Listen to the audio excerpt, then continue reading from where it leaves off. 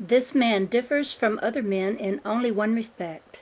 He has not had a lifetime during which to adjust his mind to the relativity of things in his universe of motion, as others have had. He knows all the supposed facts of things, but he has still to learn their apparent relationships. He has yet to find that things seem to be what he knows they are not. Such a man would find himself in a most bewildering world, a world of very complex effects of very simple causes. He knows that men are of about the same size, yet before him is a giant, a huge man among pygmies.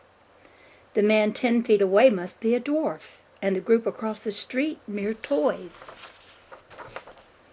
The sun he knows to be vast, hot, and white, and the world small in comparison. Yet the sun is only a dinner plate and deliciously warm. Lo, it turns red and plunges into the sea. The world is huge and has swallowed the little sun. He knows the world is round, but here it is before him flat. A speck appears upon the horizon. It can be nothing. In an hour it is a little boat, like those in the children's pond, to be carried home on the end of a string. Yet there are 1,000 tons of that toy, and 50 men cruise upwind as they reef their sails with the brine of the wind in their eyes and the howl of the wind in their ears. The moon rushes out from behind the hill and runs as he runs, and stops as he stops. Just a little moon it is, with toy mountains. It runs away and hides behind some chimney pots. That mountain is blue and this one green. That one is flat like a stage drop scene. This one has fields with gray stone walls and roads with many trees. That is a very little mountain, for lo, the ox on the ridge has blotted it out. It is gone. No, here it is back again, and the ox has gone.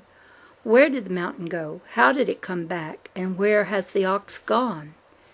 The road on the opposite hill stands on its end, but it lowers itself as he goes down the road on his hill, and the opposite hill itself flattens. He squats down behind the trees on his road, or do the trees rise up and grow gigantic as he moves? The iron rails spreading wide at his feet meet at the point out there. A railroad train grows from a speck to a match to a box and thunders past, a ponderous thing shaking the earth in its fearsome passing. What magician has wrought this miracle?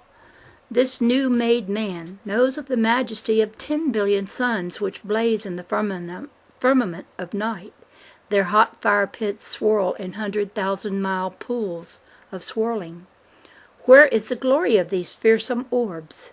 Their ardent fires are twinkling candles snuffed out by breathing of soft-blown winds.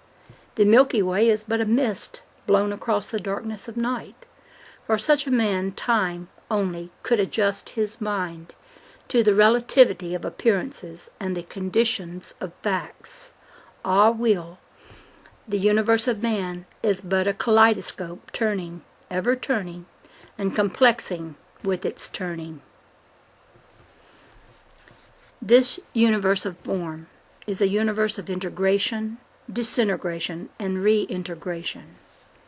All form integrates through that contractive, gravitative state of motion, which has the apparent power of attracting particles in motion into closer proximity to each other, disintegrates through that expansive, repulsive, radiative state, which has the apparent power of separating particles in motion, and reintegrates through a union of both forces by regenerative impact in inertia. Next chapter, the sex principle. Sir Oliver Lodge points out that man has long been familiar with force and motion, but that some third intangible, undiscovered force is recognizedly necessary to complete a logical universe. Force and motion infer that the third undiscovered force in existence somewhere back of or with them. He also states that when discovered, it may prove to be something with which man is already familiar. Sex is the great third principle. Sex is the controlling cause of both force and motion. Without it, neither could continue. To say that mind is the motive power back of force and motion is but stating a generality. But to state an attribute of mind by means of which force and motion are controlled is being specific. Sex is the motive power behind force and motion. Sex is the apparent division of the father-mother substance of mind into apparent opposites. This division is due to the opposite desires of electricity and magnetism, expressed in the action and reaction of the thinking process. Sex is the active desire of mind for division into opposites, and its reactive desire for unity. Sex is that motive force which demands separability into two and equally desires union of the apparent two into one. Mind, being one, cannot yield to the desire of mind for separation into two.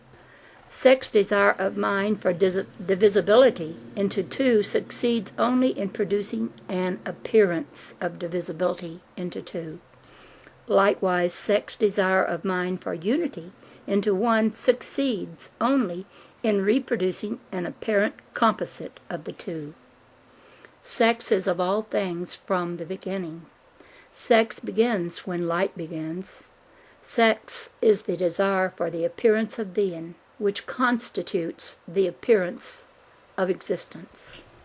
Nothing can be without the desire to be. All things are which desire to be. Desire dominates all thinking. Desire dominates all matter. All desire is sex desire. All desire is for the continuance of existence in the orderliness of existence. Sex desire is that force in thinking which continues thinking. Existence is contained only through thinking. Sex force is that quality in the electromagnetic impulse of thinking which continues one impulse of thinking into the next impulse of thinking. Sex force, like all phenomena of motion, is periodic. Sex periodicity continues the simple beginning of ideal into the complexity of ideal. Sex force is the builder of the apparently many things out of the reality of the one thing. Periodic variance of sex is the father of desire for the creation of the ideal of many things. Remove the image-making faculty of the father force of mind, and the production of ideal would discontinue. Variance of sex is the mother of desire for unity of sex. Remove the sex desire of mind for the unity of oneness of the mother force of mind, and reproduction of the ideal of mind would discontinue. Matter cannot continue its appearance of existence as form without the desire to continue such an appearance of existence. The material substance of mind cannot evade its materialization into the form desired by mind. This is an immutable law to which there can be no exception. Man's concept of sex as beginning with organic life is a wrong concept. Sex is an absolute in the elements as in the complexities and compounds of the elements. Man's concept of the beginning of sex and the beginning of life is a concept founded on conditions of temperature. Sex and life and light and intelligence are in and of all things from the beginning. The sex principle is as much a part of the granite rock or bar of iron as it is of man. The great hot sun called Argo blazes away at a temperature of 30,000 degrees, knows sex in its fiery heart, and cannot continue its appearance without it.